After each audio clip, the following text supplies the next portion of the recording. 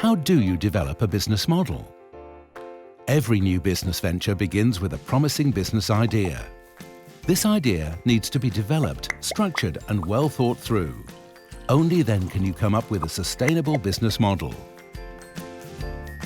The business model outlines how and with what you plan to earn a profit. When developing a structured business model, methods such as the business model canvas or the lean canvas can be useful. The lean canvas model begins with the problems or challenges that your product or service intends to solve. It focuses on your potential customers and prompts you to answer the following questions. Who are my products or services intended for? What value do they add?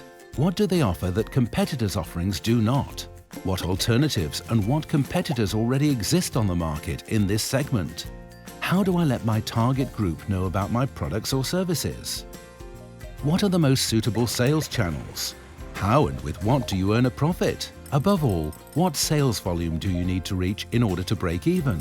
What are your sources of revenue and what costs will you incur? This is the point at which you must ask yourself, is my business model genuinely profitable? Before you launch a product or service on the market, it makes sense to test its commercial viability. That can only be done by involving your future customer target group.